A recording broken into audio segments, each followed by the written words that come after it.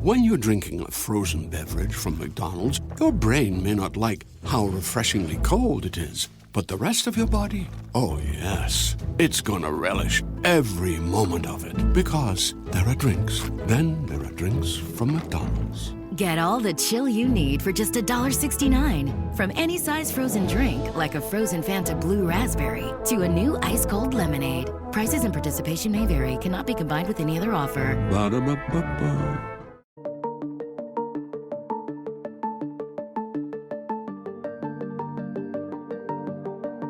Hello and welcome to Heart Talks.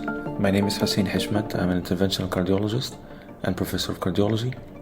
This is a series of videos and podcasts that aim to provide a quick and a focused update on cardiology research, products, meetings, and guidelines. I hope I can help the busy clinician to catch up with the latest advances in cardiology and vascular medicine with only a few minutes of listening.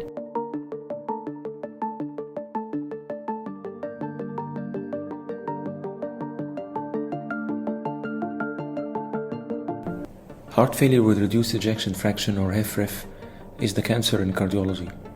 The 5-year mortality is high, almost equivalent to some of the aggressive cancers. The social and economic impact of heart failure on patients and community is huge. Over the last decades, we have developed several therapies for HFrEF that have been shown in randomized trials to reduce mortality, hospitalization, and improve symptoms compared to placebo or standard of care. We have renin-angiotensin system blockers, RAS blockers. We have angiotensin-neprilysin inhibitors, ARNI, evidence-based beta blockers, mineralocorticoid receptor antagonists, MRA. We have digoxin, we have hydralazine nitrate, we have ivabradine, we have sodium glucose cotransporter 2 inhibitors, SGLT2 inhibitors. We also recently got vericiguat and omecamtiv mecarbil. The question remains, what benefits do we get when we combine different therapies together? Are triple therapies better than dual therapies? Are quadruple therapies combined better than 3 therapies? And if so, which one is the ideal combination among all these therapies that we have discussed?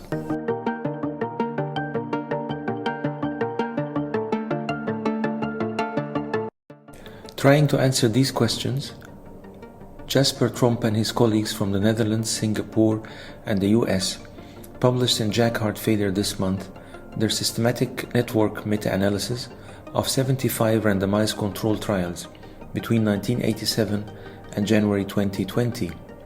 These trials included more than 95,000 participants who were exposed to various iterations of proven effective medical therapies for heart failure. They included trials on almost all HFrEF medications: RAS blocker, ARNI, beta blocker, MRA, digoxin, hydralazine nitrates, ivabradine, SGLT2 inhibitors, vericiguat, and omecamtiv mecarbil. They looked at death as the primary outcome. Combined death or first heart failure hospitalization were also studied. Additionally, the researchers tried to estimate the number of years gained in 2 heart failure populations, Biostat CHF and Asian HF registry. Sounds interesting.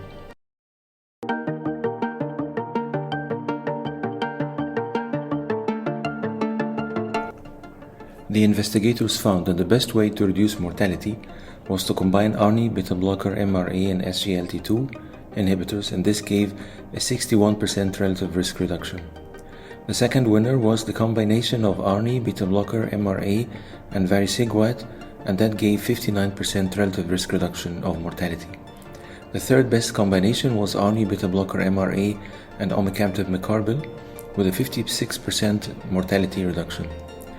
As for combined death or heart failure hospitalization, the winners were the same. ARNI, beta blocker, MRA, and SGLT2 came best, followed by ARNI, beta blocker, MRA, vericiguat, and finally ARNI, beta blocker, MRA, and omecamtiv mecarbil. Interestingly, combining the Fantastic Four, as I call them, theoretically can give a 70-year-old patient with HFrEF 5 additional years of living compared with no treatment.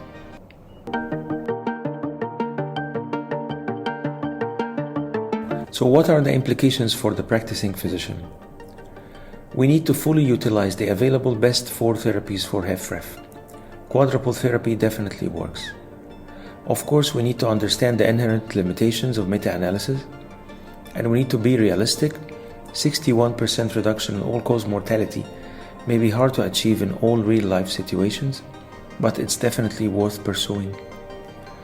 Whether to use the 4 medications in sequence or in parallel, as well as the titration, frequency, they remain up to the moment an art rather than science.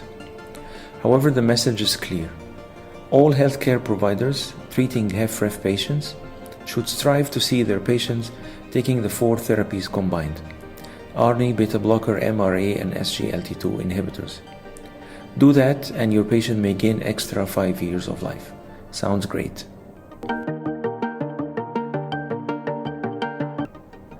Thank you for listening. If you like the content, please hit the like button and subscribe to get the updates. And see you next week. Bye.